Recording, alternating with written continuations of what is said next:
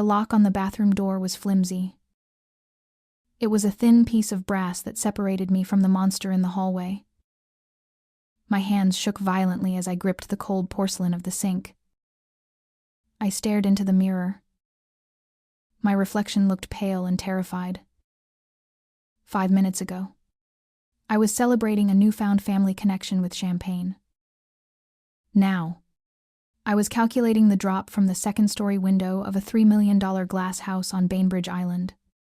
I held the small, silver object in my sweating palm. It was an earring.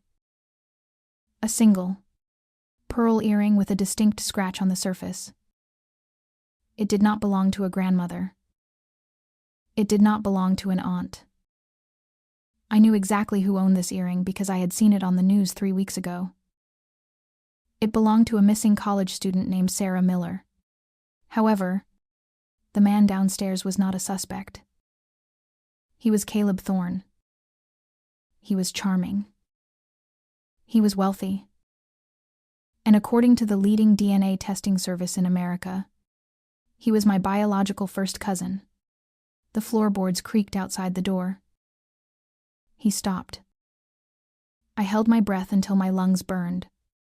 He called out my name with a voice that sounded like warm honey. He asked if I was okay in there.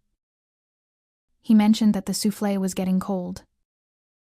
I forced my voice to remain steady. I lied to him. I told him I was just fixing my makeup.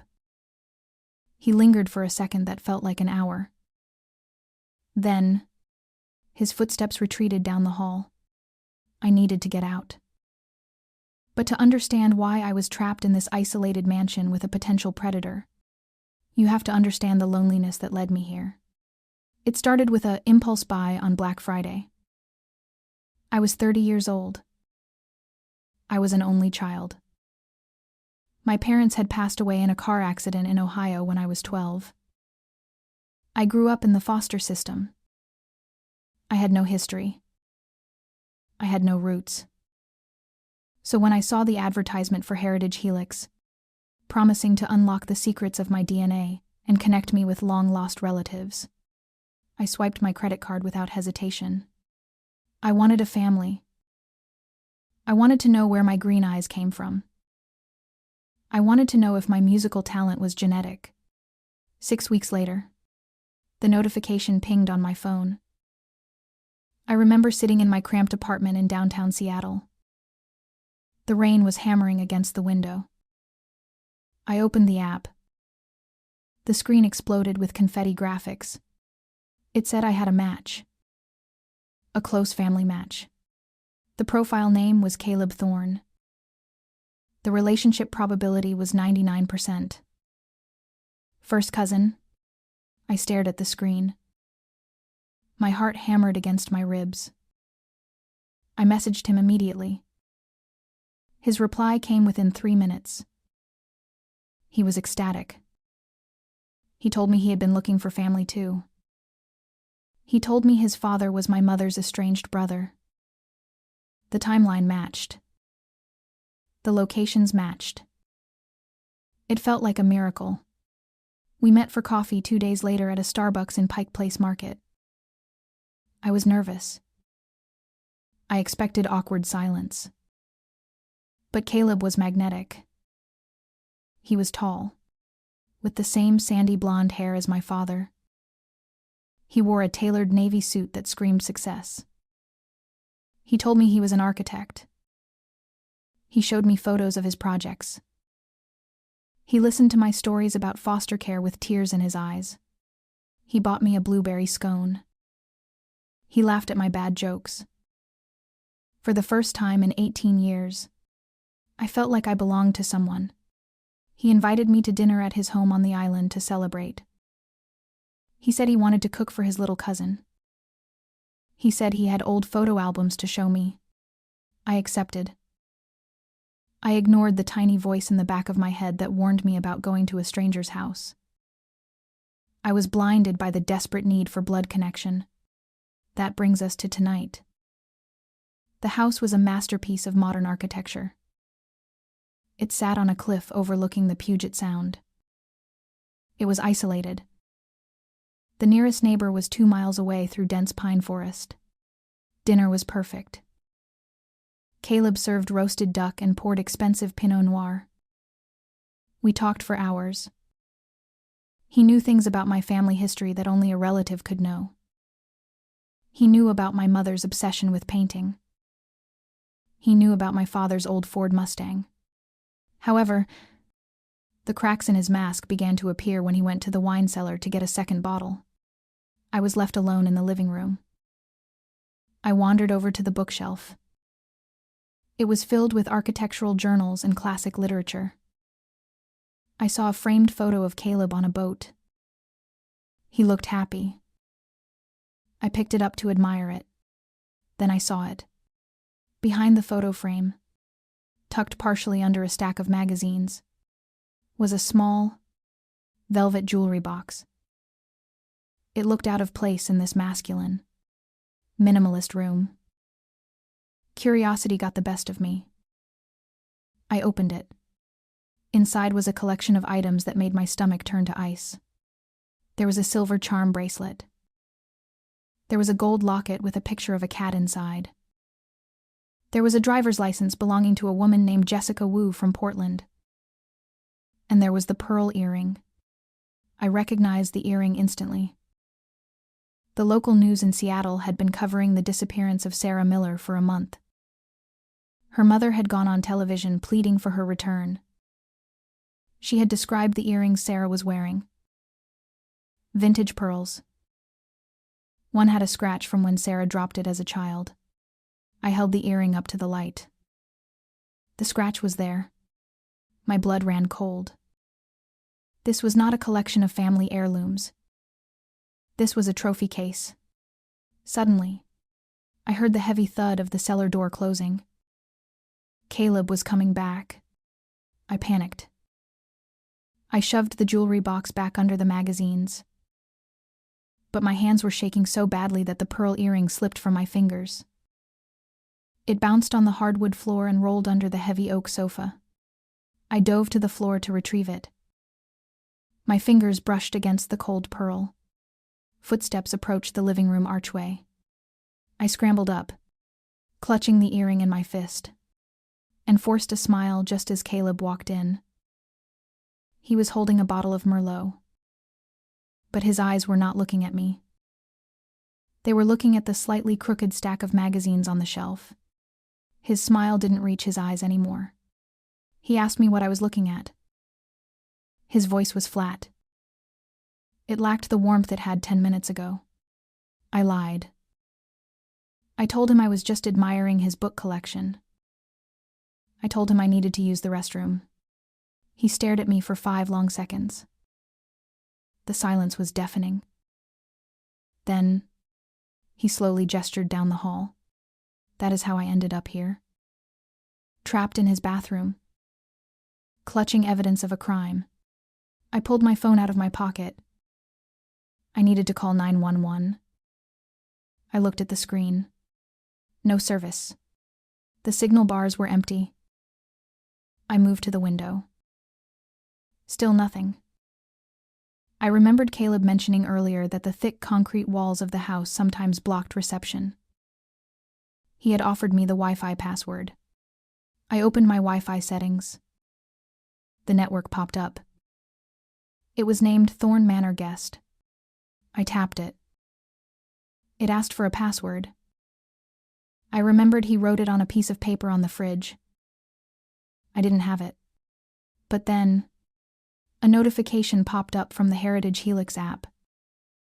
It was a generic update. It reminded me to check my family tree feature. I stared at the app. A terrifying thought crossed my mind. If Caleb was a predator, how did he match with me? DNA does not lie. Unless the data itself was manipulated. I clicked on Caleb's profile again. I scrolled down to the raw data section. I am a data analyst by trade. I look at numbers all day. In the excitement of the match, I had only looked at the summary. I had never looked at the raw genetic markers. I opened the file. I scanned the centimorgans. My breath hitched. The data was perfect. Too perfect. It was a statistical impossibility. The markers didn't show the random variation of biology. They showed a repeating pattern. It was a copy-paste job. Someone had hacked the database. Someone had taken my digital DNA profile, reversed, engineered a match, and uploaded a fake profile to lure me in. Caleb Thorne was not my cousin. He was a hunter who used algorithms to find lonely women, and he knew that I knew. Suddenly, the doorknob jiggled. The flimsy brass lock rattled. From the other side of the door, Caleb spoke. He didn't use his honey voice. He used a low, authoritative tone. He told me to come out. He said that hiding was rude. He said that he had unlocked the Wi-Fi for me, and he noticed that my phone just tried to connect to the police server. He had a signal jammer. He was tracking my device. I looked at the window. It was high, but there was a trellis covered in ivy running down the side of the house. It was my only chance. I quietly unlatched the window. The cool night air rushed in. I put one leg over the sill. Then, my phone buzzed with a text message. It was from an unknown number. I glanced at it. The message froze my blood. It was a photo. A photo taken in real time. It showed an older woman sitting in a living room, watching television. She had gray hair and was knitting a blue scarf. It was my foster mother. The only person in the world I still cared about. She lived 3 hours away in Tacoma. The text below the photo read, "If you climb out that window, my associate in Tacoma pays her a visit. Come finish your wine. Julie. We have so much to discuss." I pulled my leg back inside. I closed the window. I was not just fighting for my life anymore. I was playing a game I didn't know the rules to. I unlocked the bathroom door. I opened the bathroom door. The hallway was empty. However, the silence was heavy. It felt like the air before a thunderstorm. I stepped onto the plush carpet.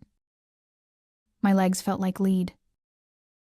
I walked slowly toward the dining room where the soft glow of candlelight flickered against the walls. Caleb was sitting at the head of the table.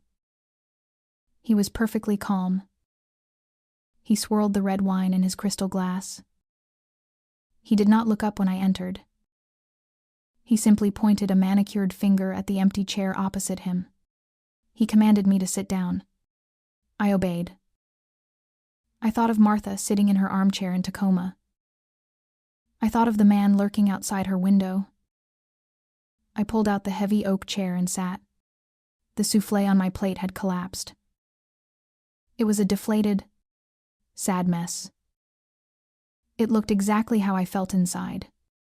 Caleb finally looked at me. His eyes were devoid of the warmth they held an hour ago. They were cold. Calculating. Like a shark assessing a wounded seal. He asked me if I washed my hands. He said hygiene was important in this house. I nodded. I was too terrified to speak. He took a sip of wine. He told me that he was disappointed. He explained that most of his guests waited at least until dessert before they started snooping. He said that I was impatient. He called me rude. I gripped the edge of the table. I needed to know the rules of this game. I asked him what he wanted from me. He laughed. It was a dry, humorless sound. He told me he wanted exactly what we agreed on. He wanted family. He wanted a connection. Then, he reached into his pocket. He pulled out a small, black device. It was a remote control. He pressed a button. Suddenly, a heavy metallic sound echoed through the house. It came from the windows. I turned my head. Steel shutters were rolling down over the beautiful glass walls. They locked into place with a definitive clank. The view of the Puget Sound disappeared. We were sealed inside a steel box. Caleb smiled. He told me that now we had total privacy. He demanded my phone. He held out his hand. I hesitated. My phone was my lifeline. It was my only link to the outside world. He reminded me about Martha. He described the color of her front door. He mentioned the old Honda Civic parked in her driveway. I handed him the phone. He dropped it into a pitcher of water on the table. I watched the screen flicker and die. My hope died with it. I needed to stay calm. I needed to think. I am a data analyst. My job is to find patterns in chaos. My job is to solve problems that seem impossible. I took a deep breath. I forced my brain to switch from panic mode to survival mode. I looked at Caleb. I analyzed him. He was a narcissist. He was arrogant. He needed to feel superior. If I wanted to survive the night, I had to feed his ego. I had to keep him talking. I asked him how he did it. I asked him how he hacked the DNA database. His eyes lit up. He was proud of his work. He leaned forward. He explained that Heritage Helix had a backdoor in their API. He told me he was a software engineer for a cybersecurity firm before he was an architect. He said he didn't just hack the database. He wrote a script to scan for specific profiles. He wasn't looking for rich people. He wasn't looking for famous people. He was looking for orphans. He listed the criteria with chilling precision. He looked for women between 20 and 30. Women with no siblings. Women with deceased parents. Women who had recently moved to a new city. He called us the unmissables. He said that if I disappeared tomorrow, it would take weeks for anyone to notice. My job was remote. I had no partner. I had no parents calling on Sundays. By the time the police realized I was gone, the trail would be cold. I felt a wave of nausea. He was right. I had spent my whole life feeling invisible. Now, that invisibility was going to get me killed. However, he made a mistake. He assumed that because I was lonely, I was weak. He didn't know about the foster homes. He didn't know about the foster father in Ohio who used to lock me in the basement when I spilled milk. He didn't know that I learned to pick a lock with a hairpin when I was 14. He didn't know that I once walked 10 miles in a blizzard to escape a home that wasn't safe. I had survived worse monsters than Caleb Thorne. I looked at him with feigned admiration. I told him he was brilliant. I told him I never suspected a thing. He preened. He enjoyed the compliment. He poured himself more wine. He told me that Sarah Miller was different. He said she was too loud. She fought too much. He said she didn't appreciate his hospitality. He glanced at the spot on the floor where I had found the earring. He told me he hoped I would be a better guest. Suddenly, a loud thumping noise came from beneath the floorboards. It was rhythmic. Thump. Thump. Thump. I froze. It sounded like someone hitting the ceiling of the basement. Caleb sighed. He looked annoyed. He put down his glass. He told me to ignore it. He said it was just the plumbing. Old houses make noise, but I knew plumbing didn't scream. A muffled cry followed the thumping. It was faint, but it was human. My heart slammed against my ribs. Sarah Miller wasn't dead.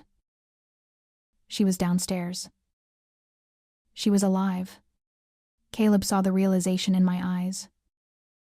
His face hardened. The game was escalating. He stood up. He walked around the table. He stood behind my chair.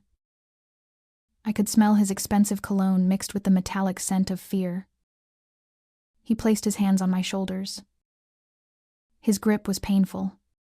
He whispered in my ear. He told me that dessert was canceled.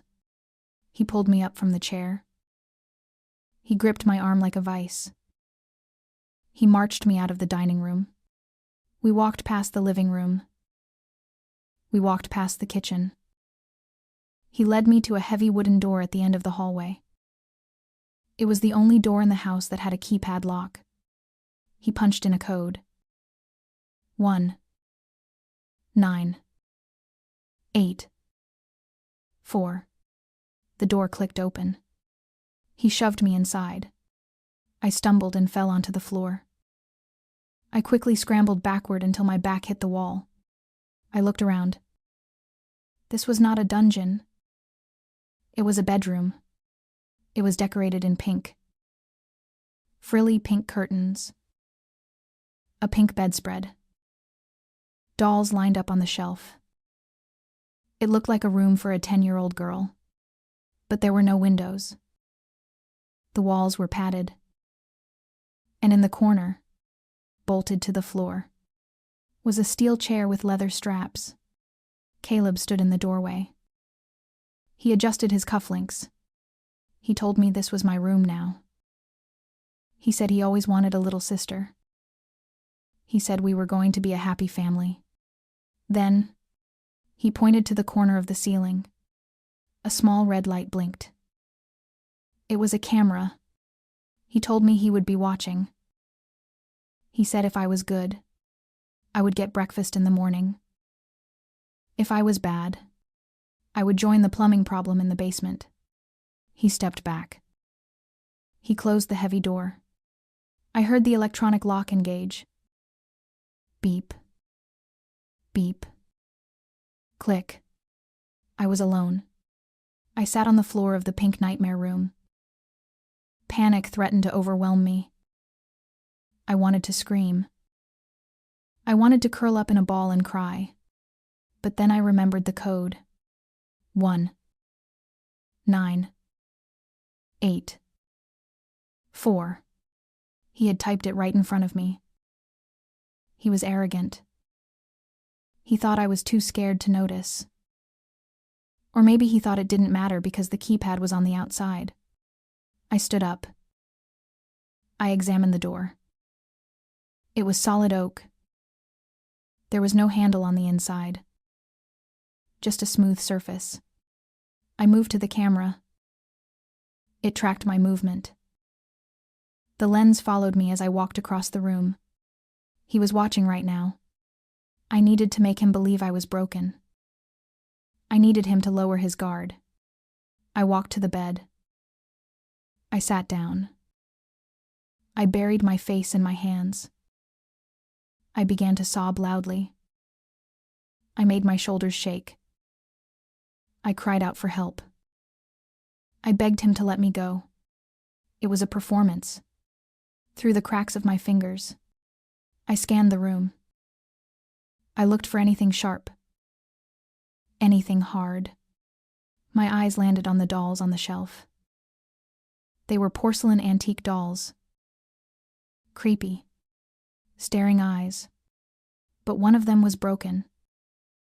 The arm was missing. Inside the hollow ceramic torso, I saw something metallic. It was a metal rod that held the doll's structure together. It was thin.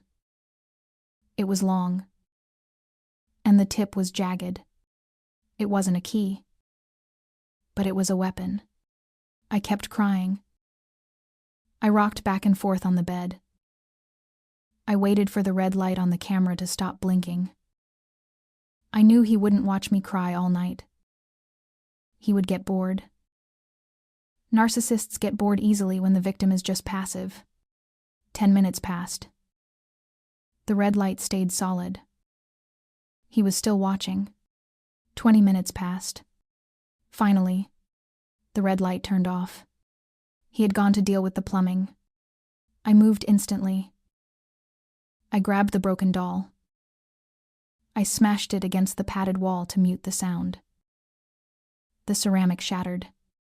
I pulled out the metal rod. It was about 6 inches long. It was sharp enough to puncture skin. Sharp enough to puncture an eye. I went to the door. I pressed my ear against the wood. I heard footsteps in the hallway. Heavy. Fast. Then I heard a voice. But it wasn't Caleb's voice. It was a woman's voice. She was shouting, "Caleb, the police are at the gate. Hide the girl." My blood froze. Caleb wasn't alone in this house. He had help. The woman sounded older. Authoritative. I remembered the text message with the photo of my foster mother. I had assumed it was a hired thug. But what if the network was closer? I heard keys jingling outside my door. Caleb was coming back. But this time, he wasn't coming to play brother and sister. He was coming to hide the evidence. He was coming to kill me. I gripped the metal rod. I stood behind the door. I took a deep breath. I was not an orphan. I was not a victim. I was the girl who walked 10 miles in a blizzard. The lock beeped. Beep. Beep. Click. The door began to open. The door swung open. Caleb stepped into the room. He was breathless. He looked over his shoulder toward the hallway. He did not look at the corner where I was hiding behind the door. He was distracted by the shouting woman outside. This was my only chance. I gripped the jagged metal rod with both hands. I did not aim for his chest. That was too risky. I aimed for the soft flesh of his thigh. I lunged. The metal spike sank deep into his quadriceps. Caleb howled. It was a guttural, animalistic sound. His leg buckled instantly. He collapsed onto the pink carpet, clutching his thigh. Blood began to seep through his expensive gray trousers. I did not wait to see the damage. I sprinted over his writhing body. I burst into the hallway. The house was chaotic. Blue and red lights flashed rhythmically through the high windows at the end of the corridor. The police were actually at the gate. However, standing between me and the front door was a woman. She was not a hired thug. She was not a maid. She was an elegant, elderly woman with silver hair pulled back in a tight bun. She wore a silk floral blouse and holding a heavy brass candlestick holder. She looked like a grandmother from a cookie commercial, but her eyes were pure ice. She saw me. She did not scream. She did not panic. She raised the candlestick like a seasoned batter. She swung it at my head. I ducked just in time. The heavy brass whooshed past my ear and smashed into the drywall behind me. Dust and plaster exploded into the air. This woman was lethal. I scrambled backward. I slipped on the polished floor. From the bedroom behind me, Caleb screamed for his mother. He shouted that I had stabbed him. His mother. The realization hit me like a physical blow. The accomplice wasn't a partner. It was his mother. The text message with the photo of my foster mom had come from her. This entire operation was a family business. The woman raised the candlestick for a second strike. I couldn't fight her. She had the high ground and a weapon with reach. I rolled to the left. I kicked open the nearest door and threw myself inside. It was a linen closet. I slammed the door and locked the flimsy handle. It was a mistake. I was trapped again. Outside. The woman pounded on the door. She hissed at me. She told me to be a good girl and come out. She threatened to break my fingers one by one. Then, the doorbell rang. It was a loud, cheerful chime that echoed through the house. Ding-dong. The pounding on my door stopped. The blue lights outside were still flashing. The police were at the front door. They were pressing the buzzer. I heard the woman curse under her breath. She shouted down the hall to Caleb. She told him to pull himself together. She ordered him to put on a robe and cover the blood. She told him to handle the officers. Her footsteps retreated toward the foyer. I pressed my ear against the closet door. My heart sounded like a drum in the tiny space. I heard the heavy front door open. I heard a deep, authoritative voice. A male officer. He asked if everything was all right. He said they received a silent alarm from the security system. My mind raced. I hadn't triggered an alarm. Who did? Then I remembered the smart home features. Maybe Caleb's fall had triggered a vibration sensor. Or maybe Sarah Miller in the basement had found a way to signal for help. I needed to scream. I needed to bang on the door and shout that I was being held hostage. I opened my mouth. But then I heard Caleb's voice. It was terrifyingly calm. He sounded sleepy. He sounded charming. He apologized to the officers. He told them it was his fault. He explained that he and his fiancée were having a passionate night, and they accidentally knocked over a heavy vase near the sensor. The officer chuckled. The tension in the air evaporated. I froze. If I screamed now, Caleb would say I was the crazy fiancé. He would say I was off my meds. He would manipulate the situation, but I had to try. I raised my fist to bang on the door. Suddenly, a hand clamped over my mouth from behind. I tried to scream, but the sound was muffled by a rough, chemical-smelling cloth. Someone was in the closet with me. I struggled violently. I kicked backward. A voice whispered in my ear.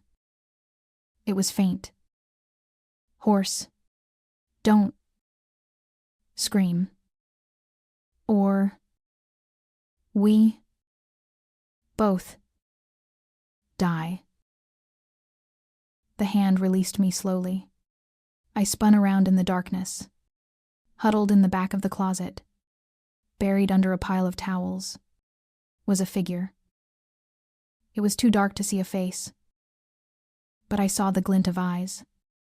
It was a young woman. Her hair was matted. Her clothes were torn rags. She smelled of mold and old blood. She reached out a trembling hand and touched my arm. She whispered her name. Sarah. It was Sarah Miller. The missing college student. The girl on the news. She wasn't in the basement. She had escaped the basement. She had been hiding in this closet when I ran in. She put a finger to her lips. She pointed toward the hallway. We listened. At the front door, the officer was laughing. He told Caleb to keep it down and have a good night. Caleb thanked them. He wished them safety on the roads. The heavy front door closed. The lock clicked. The police were gone. The hope was gone. We were alone with the monsters again. Sarah slumped against the towels. She looked defeated. She whispered that she had triggered the alarm. She had managed to short-circuit a wire in the basement, hoping the police would come inside and search. But Caleb was too good. He was a master manipulator. I looked at Sarah. She was weak. She couldn't run. Her ankle was swollen to the size of a grapefruit. However, I still had the metal rod. And now I had an ally. I whispered to Sarah. I asked her if there was another way out. She shook her head. She said the windows were reinforced glass. The doors were biometric. The only way out was the front door or the garage. But to get to the garage, we had to go through the kitchen. And the kitchen was where the knives were. Suddenly, the closet door handle jiggled. We both froze. Caleb's voice came from the other side. It was no longer charming. It was cold. It was the voice of a man who was done playing games.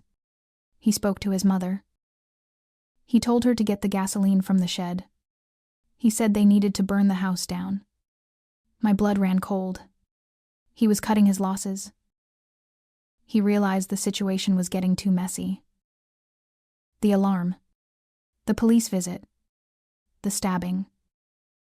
It was too much risk. He was going to stage a fire. An accidental electrical fire. He would incinerate the evidence. He would incinerate us. I heard the mother's footsteps walking away toward the back of the house to get the gas. Caleb stayed by the closet. He knew I was in here. He didn't know Sarah was with me. He taunted me. He told me that fire cleanses everything. He said it would be a tragic accident. Poor Julie, he said. Died in her sleep from smoke inhalation. He laughed softly. Then he walked away. He was going to help his mother prepare the accelerant. I looked at Sarah. Tears were streaming down her dirty face. She was shaking. I grabbed her shoulders. I shook her gently. I told her we were not going to die in a closet. I told her we were going to fight. I asked her where the breaker box was. Sarah blinked. She sniffled. She whispered that it was in the basement. The basement. The place she had just escaped from. I formulated a plan. It was dangerous. It was insane. But it was our only shot. If we could cut the power, the electronic locks on the doors might disengage. Or at least, the darkness would give us an advantage.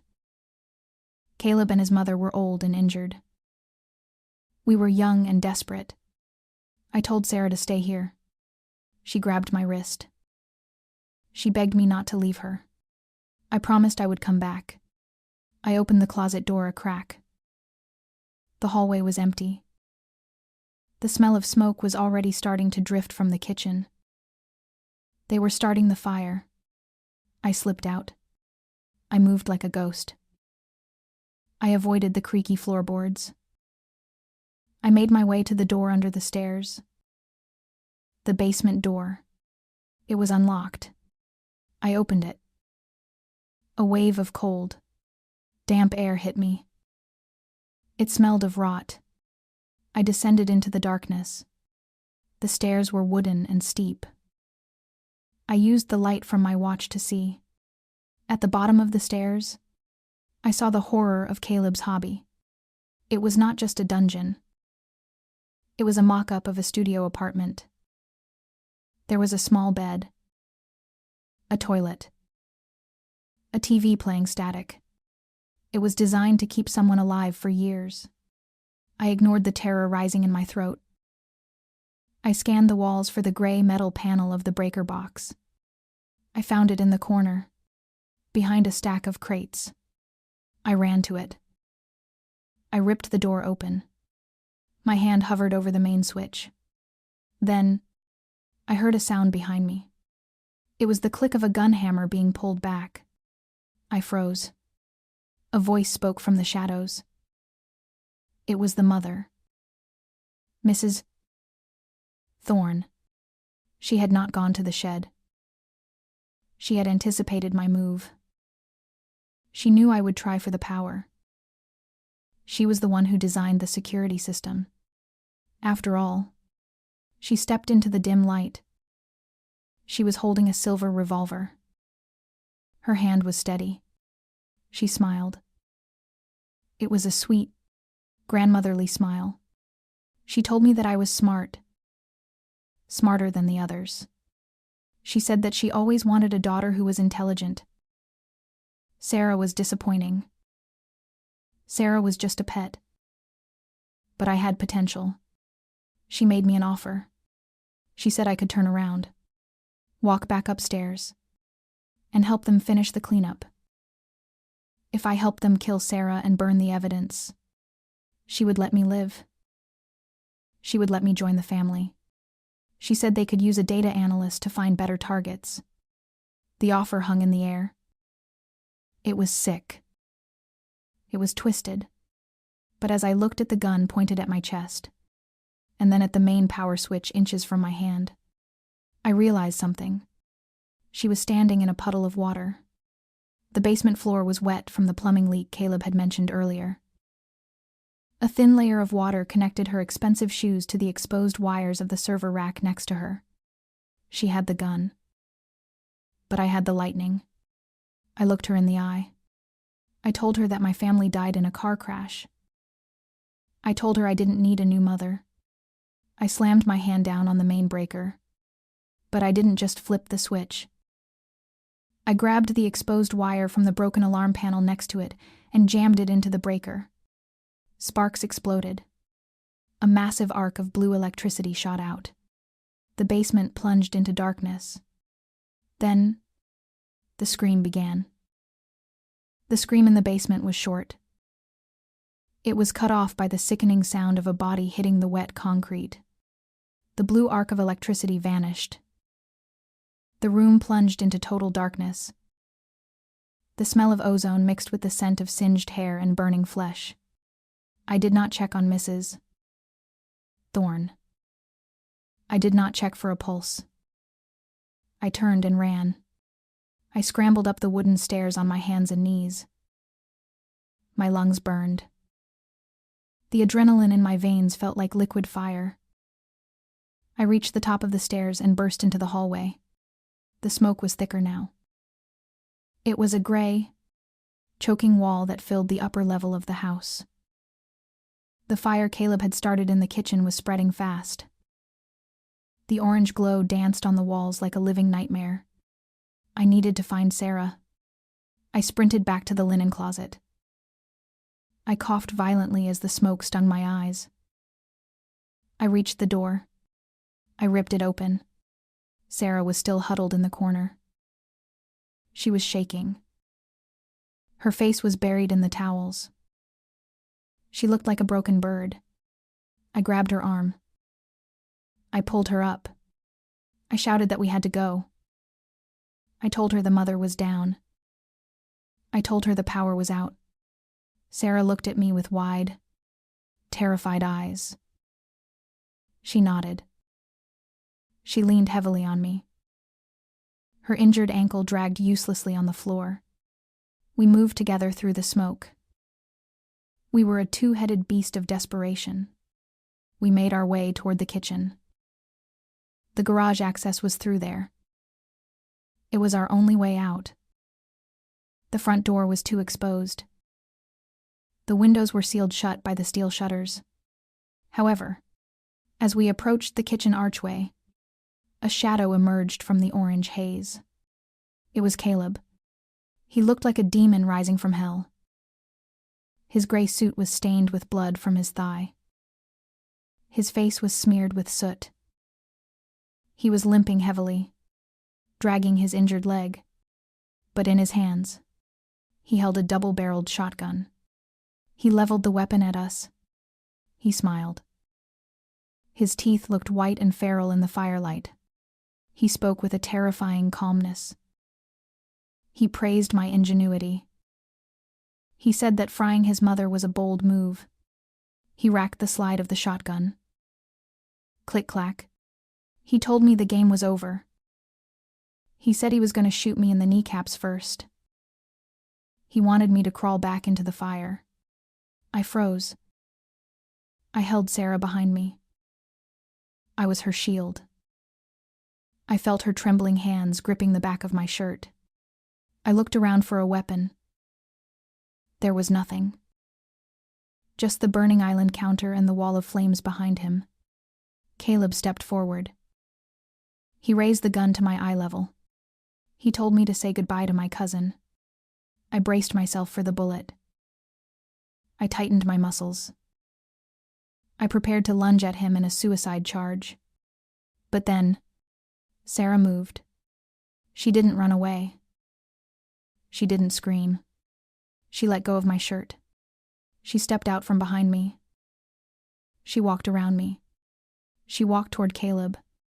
She wasn't limping anymore. Her stride was smooth, confident. The swollen ankle was gone. The limp was an act. I stared in confusion. I shouted her name. I told her to get back. Sarah ignored me. She walked right up to the barrel of the shotgun. She placed her hand gently on the warm metal. She pushed the gun down until it was pointing at the floor. Caleb did not shoot her. He did not hit her. He sighed. He looked at her with a mix of annoyance and relief. He asked her what took her so long. He asked her why she let me fry Mother. My brain could not process what I was seeing. The world tilted on its axis. Sarah turned around to face me. The terrified victim was gone. The broken college student was gone.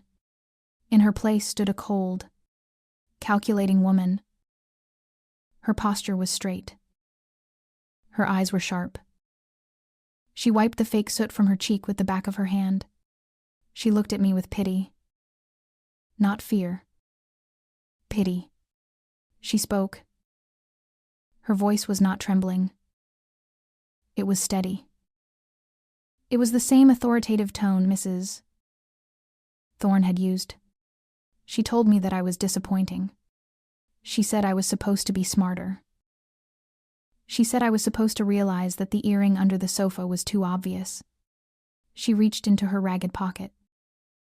She pulled out the pearl earring. She tossed it in the air and caught it. She explained that she planted it there. She planted the jewelry box. She unlocked the basement door for me. She was not a prisoner. She was the auditor. The realization hit me harder than a physical blow. Sarah Miller was not missing. Sarah Miller was part of the family. Or at least, she was part of the operation. Caleb chuckled. He leaned against the counter to take weight off his bleeding leg. He told Sarah to finish it. He said his leg hurt like hell and he needed a doctor. Sarah reached behind her back. From the waistband of her torn pants, she pulled out a knife. It was a curved tactical blade. She stepped toward me. She told me the truth. She said Heritage Helix wasn't hacked to find victims. It was hacked to find recruits. They were not serial killers. They were not harvesting organs. They were a private contracting firm. They specialized in high-stakes corporate espionage and elimination. They needed people who didn't exist. People with no family. People with high intelligence and a survival instinct. People like me. The hunt was the interview. The traps were the test. If I had died in the pink room, I would have failed. If I had died in the basement, I would have failed. But I survived. I fought back. I took down the matriarch. Sarah smiled. It was a chilling smile. She said I passed the physical test. But now came the final test. The loyalty test. She held out the knife handle to me. She pointed at Caleb. She told me that Caleb had failed. He let me stab him. He let the house catch fire. He was sloppy. He was a liability. She gave me a choice. She said I could take the knife and finish Caleb. If I did, I walked out of here with a new identity. $5 million in an offshore account. And a job with the most exclusive firm in the world. Or, I could refuse. And she would shoot me with the gun Caleb was holding. I looked at the knife. I looked at Caleb. Caleb's face went pale. He looked at Sarah. He realized the hierarchy had just shifted. He was no longer the predator. He was the prey. He raised the shotgun at Sarah. He shouted that she wouldn't dare. Sarah moved faster than I could track. She kicked Caleb's injured knee. he screamed and dropped to one knee. The shotgun blasted into the ceiling, raining plaster down on us. Sarah disarmed him in one fluid motion. She tossed the shotgun into the fire. She looked at me again. She offered the knife. The fire was roaring now. The heat was unbearable. The smoke was filling my lungs. I looked at the knife. I looked at the monsters. I realized something. They thought I was like them. They thought that because I was lonely, because I was a survivor, I was empty inside. They thought they could fill that emptiness with violence and money. But they were wrong. I thought of my foster mother in Tacoma. I thought of the blueberry scone Caleb bought me. I thought of the lie that felt so good for a few hours. I was not a killer. I was not a recruit. I was a data analyst. And I had spotted a variable they missed. I looked past Sarah. Behind her, through the wall of fire and smoke, the steel shutter on the patio door was glowing, red hot. The electronic lock on the shutter was melting. I didn't take the knife. I threw the heavy cast-iron skillet from the stove. I didn't throw it at Sarah. I didn't throw it at Caleb. I threw it at the melting control panel of the shutter. Clang. The impact shattered the plastic casing. Sparks flew. The mechanism groaned. The heavy steel shutter jerked. It began to rise. Just a foot. Just enough to let the night air in. Just enough to create a draft. The sudden rush of oxygen did exactly what physics dictated it would do. It caused a backdraft. The fire in the kitchen exploded outward. A massive ball of flame rolled across the ceiling. Sarah screamed. She dove to the floor to avoid the heat. Caleb was too slow. The wave of fire caught him. I didn't wait. I dropped to the floor and scrambled toward the gap under the shutter. The heat seared my back. The noise was deafening. It sounded like a jet engine. I squeezed my body under the rising steel. The metal burned my skin through my shirt. I kicked my legs. I clawed at the concrete patio outside. I pulled myself free. I rolled onto the cool grass of the backyard. The rain was falling. It was the most beautiful feeling in the world. I stood up and ran. I ran toward the tree line. I didn't look back at the burning mansion. I didn't look back at the screaming. I ran until my legs gave out. I ran until I hit the main road. I flagged down a passing truck. The driver looked at me with horror. I was covered in soot, blood, and burns. I told him to drive. I told him to just drive. He drove me to the police station on the mainland. I sat in the interrogation room. I held a cup of lukewarm coffee. I told the detective everything. I told him about the DNA test. About Caleb. About the basement. About Sarah. He listened. He took notes. He looked skeptical, but he sent a team to the island. 2 hours later, the detective came back in. He looked pale. He looked like he had seen a ghost. He sat down opposite me. He placed a file on the table. He told me they found the house. It was burned to the ground. He told me they found 3 bodies in the ruins. 1 male. 2 females. He said the forensics team was already identifying them. Caleb Thorne. Mrs. Evelyn Thorne. And a young woman identified by dental records as Sarah Miller. I breathed a sigh of relief. It was over. They were dead. The detective closed the file. He looked at me with sympathy. He said I was lucky to be alive. He said I could go home. I walked out of the police station. The sun was coming up over Seattle. The nightmare was finished. I took a cab to my apartment. I needed a shower. I needed to sleep for a week. I unlocked my door. I stepped inside my sanctuary. I walked to the kitchen to get a glass of water.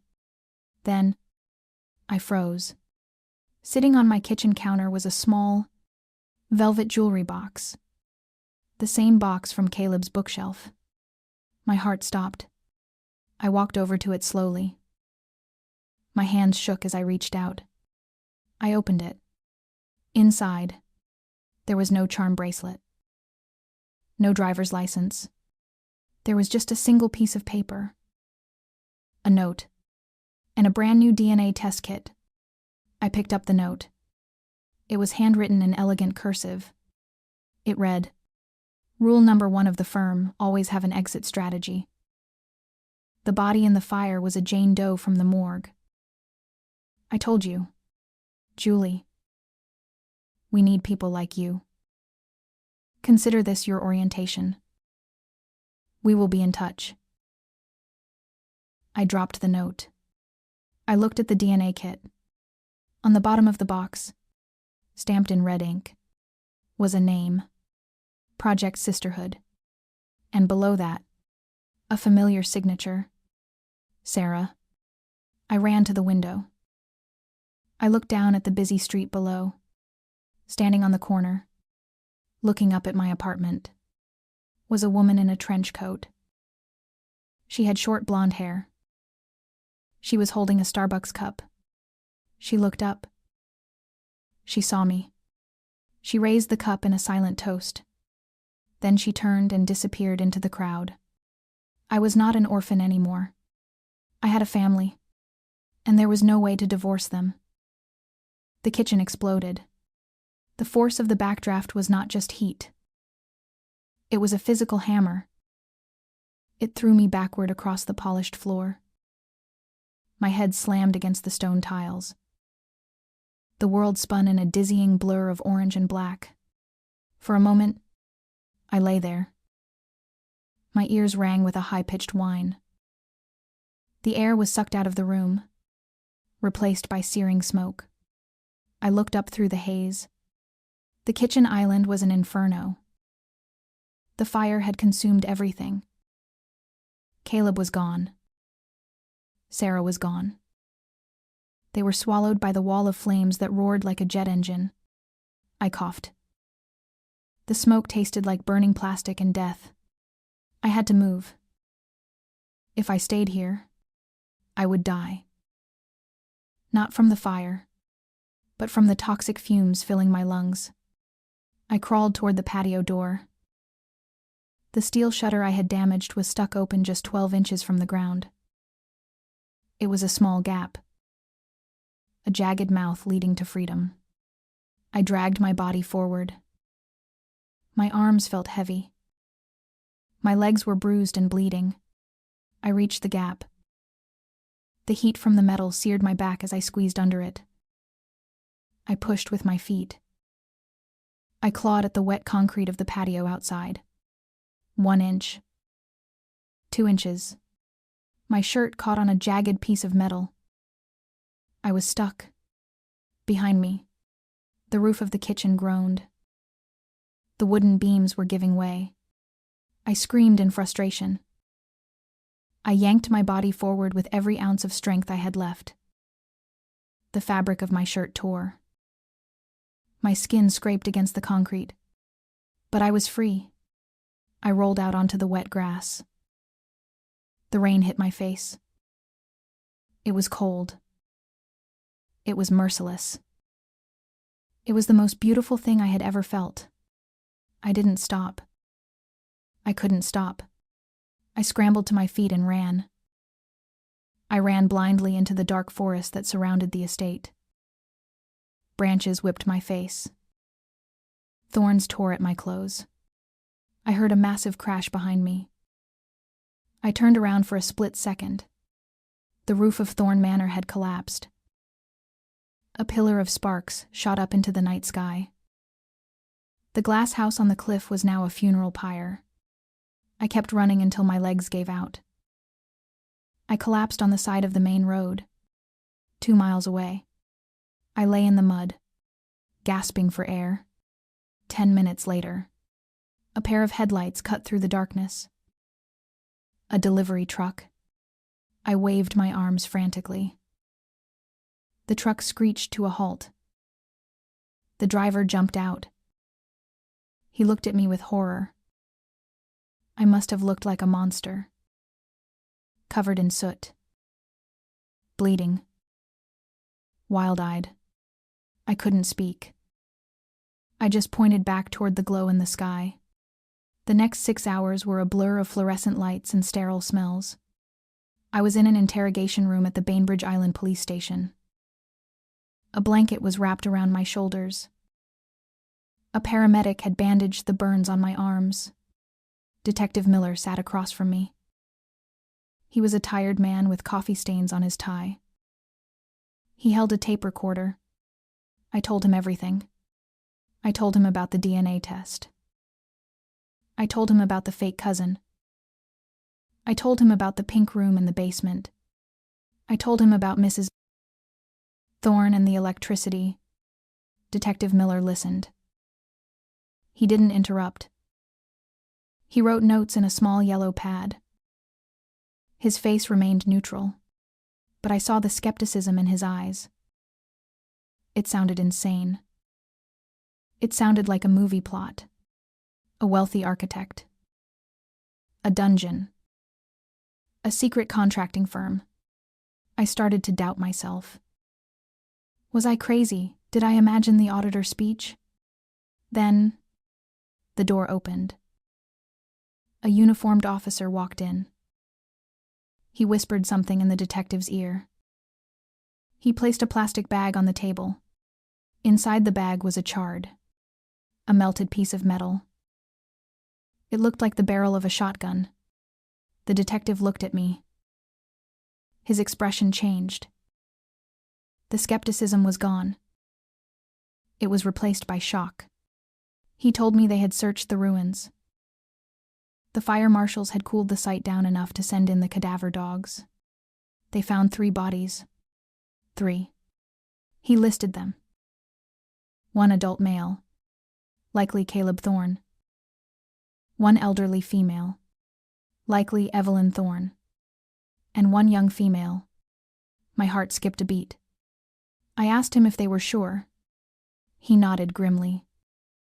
He said the bodies were badly burned, but they found dental remnants. They matched the records for Sarah Miller, the missing college student. She didn't make it out. The auditor's speech. The offer to join the firm. The knife. It was all real. But in the end, the fire was faster than her. She had underestimated the backdraft. I leaned back in the metal chair. I let out a breath I didn't know I was holding. They were dead. All of them. The monsters were gone. The detective closed his notebook. He looked at me with pity. He told me I was a survivor. He said I was a hero for ending their spree. He told me I was free to go. However, as I signed my statement, a strange feeling settled in my stomach. It felt too easy. Why did Sarah talk so much before she died? Why did she offer me a job if she was trapped? But the evidence was there. 3 bodies. The police confirmed it. Science confirmed it. I walked out of the police station into the gray morning light. The rain had stopped. The world looked washed clean.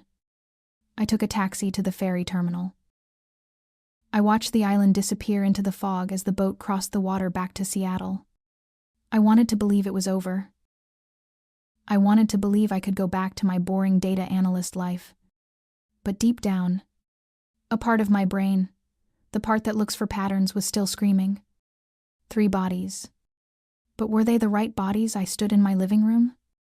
My apartment in downtown Seattle was exactly how I left it 24 hours ago. The dirty coffee cup was still in the sink. The unfinished book was on the nightstand. The silence was absolute. I locked the door. I threw the deadbolt. Then I slid the heavy chain into place. I walked to the bathroom. I turned the shower to the hottest setting. I stripped off my ruined clothes. The soot and dried blood swirled down the drain. I scrubbed my skin until it was raw and red. I wanted to wash the smell of the fire out of my pores. I wanted to wash the memory of Mrs. Thorne's eyes out of my mind. I stepped out of the shower. I wrapped myself in a thick towel. I felt safe. The police had closed the case. The monsters were dead. I was just a survivor of a terrible crime. I could go back to work on Monday. I could pretend this never happened. I walked into the kitchen to pour a glass of water. My hand froze in midair. Sitting on the center of my granite kitchen island was a small object. It was a black velvet jewelry box. My heart stopped beating. The room started to spin. It was identical to the box I had found on Caleb's bookshelf. But that was impossible. That box was destroyed in the fire. Or it was seized by evidence collection. I looked at my front door. The chain was still locked. The deadbolt was engaged. Someone had been here while I was at the police station. Someone had been here before I got home. I backed away until my spine hit the refrigerator. I scanned the room. I looked for shadows. I looked for movement. Nothing. Just the hum of the refrigerator. I took a deep breath. I grabbed the longest knife from the knife block. I approached the island slowly. Next to the velvet box was a thick, cream-colored envelope. It was sealed with red wax. I poked the envelope with the tip of the knife. Nothing happened. I put the knife down. My hands were shaking violently. I reached out and picked up the envelope. It was heavy. I tore it open. Inside, there was a stack of papers and a bank deposit slip. I looked at the deposit slip first. It was a receipt for an offshore transfer to an account in the Cayman Islands. The account was in my name. The amount was $5 million. I stared at the zeros. 5. 0. 0. 0. 0. 0. 0. I dropped the slip. I pulled out the letter. It was handwritten. The penmanship was sharp, angular, and aggressive. It began with a single word. Congratulations. I read on. The letter explained everything. It unraveled the lie I had just told the police. It said that Detective Miller was a good man, but he was a lazy investigator. He saw 3 bodies in the ashes, and he closed the file. He saw what he wanted to see. The letter confirmed that the body found in the basement was indeed Sarah Miller. The real Sarah Miller. The note explained that the real Sarah Miller had died 3 days ago. She had failed the test. She was weak. Caleb had kept her body in the basement freezer to dispose of later. That was the plumbing problem he was so worried about. So, who was the woman in the closet? Who was the woman who limped, then walked? Who was the woman who offered me the knife? The letter answered my question. I am not Sarah Miller. I am the auditor. My job is to test the recruits that Caleb finds. Caleb was good at finding candidates, but he was getting sloppy. He was getting emotional. He was enjoying the torture more than the recruitment. He became a liability. I felt a chill run down my spine. The woman I saved. The woman I fought alongside. She was not a victim. She was the boss. She had been hiding in the closet not to escape Caleb, but to observe me. She wanted to see if I would run or fight. She wanted to see if I had the killer instinct. I read the next paragraph. You fried the matriarch. You trapped the hunter. And you escaped the inferno.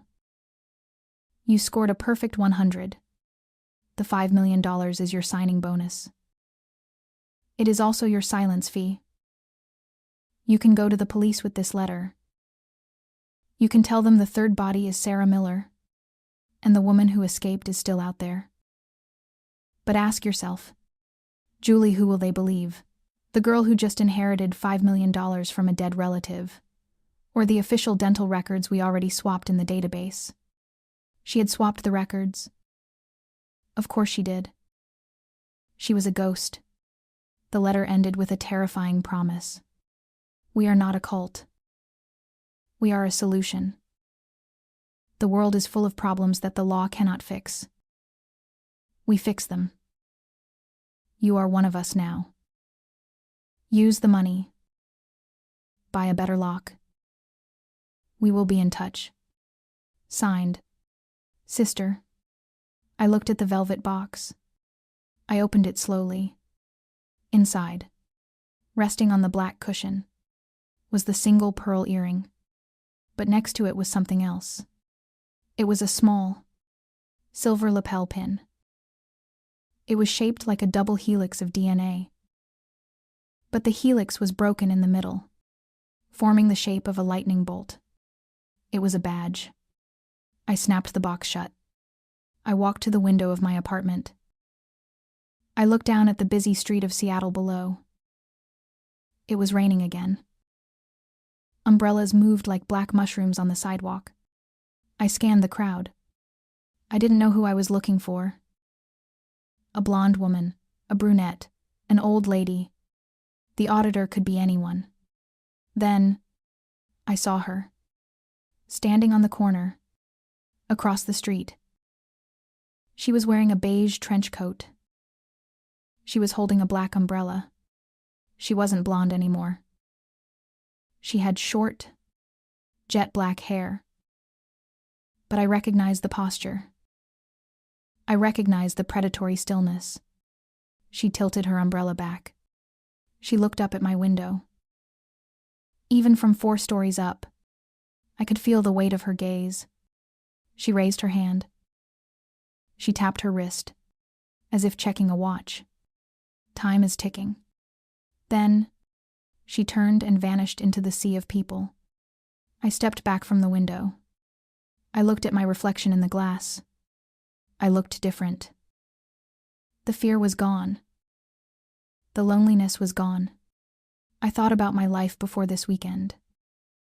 I was a data analyst. I crunched numbers for a marketing firm. I went home to an empty apartment.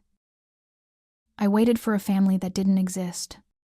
Now, I had $5 million. I had a silver pin. And I had a secret.